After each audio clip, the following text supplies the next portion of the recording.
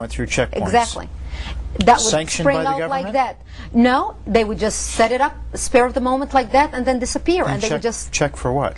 IDs. And they would look at the IDs, and in the Middle East, throughout the whole Middle East, our religion is written on our ID. Okay. On our national ID. Okay. You are either a Christian, a Muslim, or a Jew. So when the Muslims would see that this is a Christian family traveling, they would get everyone out of the car and shoot them in cold blood. Oh, you're kidding. So it became known in '74 as identity killing. And the Christians became prisoners to our own towns and communities. By 1975, 1 year later, the world was not paying attention to what was happening. I was just going to say, where was the world's media when all of this is going on?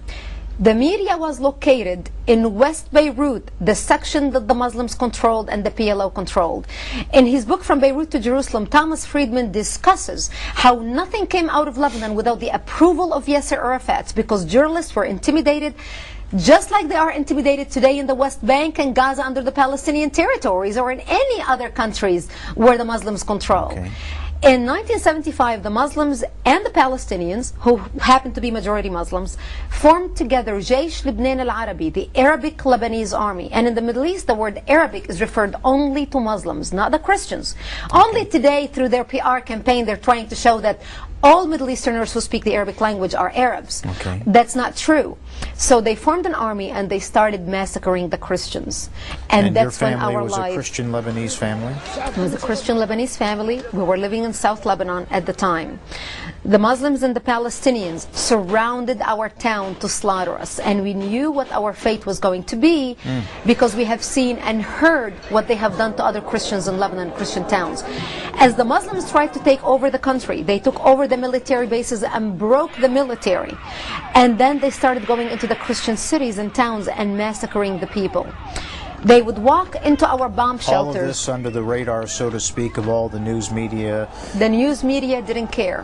When all the massacring was happening, we, the Christian Lebanese, thought the world media is going to report on this. The whole world is going to wake up. Christian America is going to come to save us. Yes. Exactly.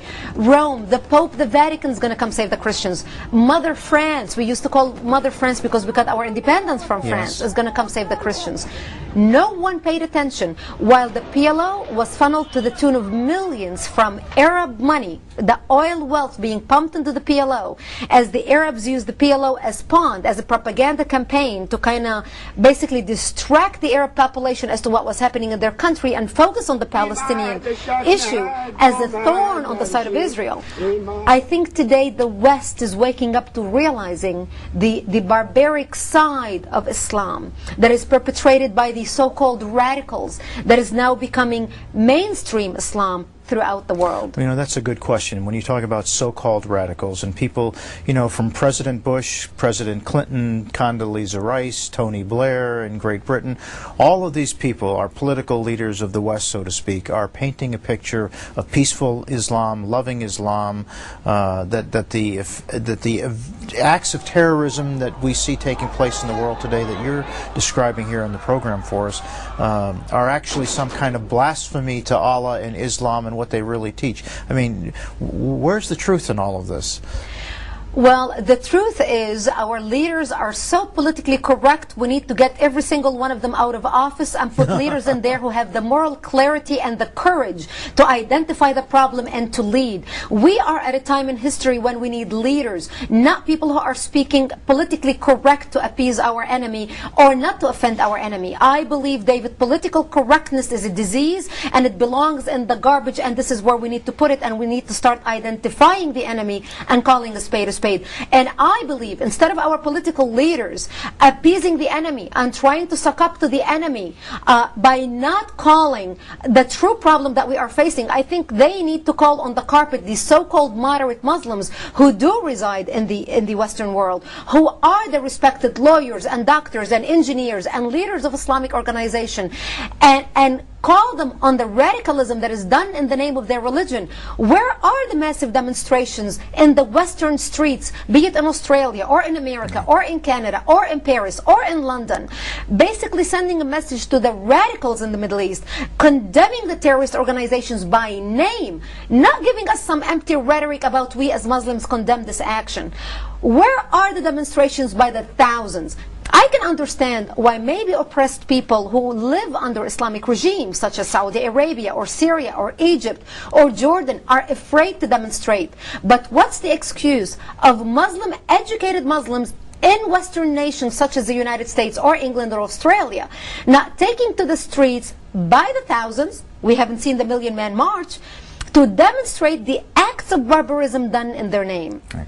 Well, what we don't see is the distinction between a moderate Muslim and a radical Muslim. You know, we hear about the fact that there's moderate Muslims, that there's fundamental Islamic people, but you know, everybody, Brigitte, I have to tell you that I've talked to who's come out of Islam and was a Muslim tells me that there is no such thing as a moderate. You either believe and practice the Quran and the teachings of Islam, or you don't. I mean, it's just like Christians today. There are many people who consider themselves Christians in this country. Do they really follow the teachings of the Bible? Do they really live their life out for Jesus Christ? No. Are they sold out to the Lord? No. Would you call them moderate Christians? Would you even call them Christians? I don't want to get off into that theological question, but the same thing's true in Islam. You either are or you aren't. Exactly.